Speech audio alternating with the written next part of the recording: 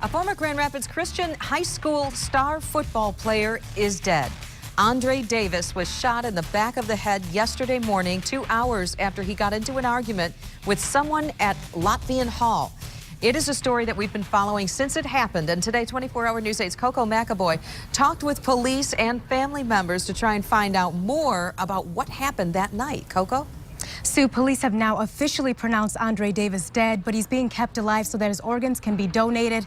I spoke with family members today who say they are still in disbelief. It's not real. It's still not real.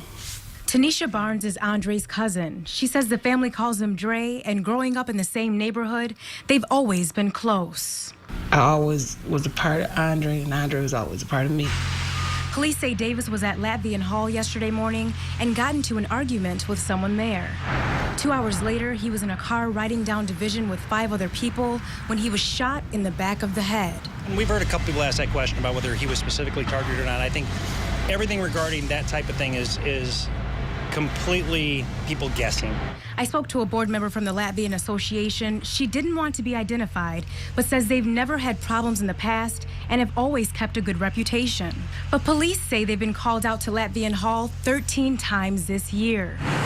Earlier that same morning, Davis got in a fight at Latvian Hall. A woman was shot in the arm. It's a lot of calls for one location.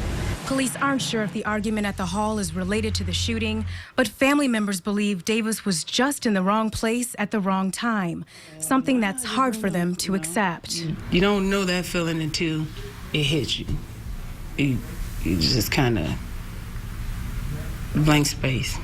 The family is not sure what they will do from here, but their only hope is that people with information will come forward.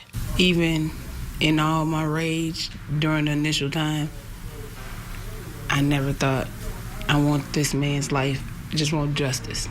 As Barnes tries to cope with what happened yesterday morning, she says it never gets easier. Moment by moment, minute by minute, and every minute seems like an hour, like a day. Now, we also spoke to the man who rented out the hall that night for the party. He didn't want to be identified, but he says that he always rents that hall out and has never had any issues. But police say that they're going to continue to look into the Latvian Association to see if this is a bigger problem. From the live desk, I'm Coco McAvoy, 24-hour News 8.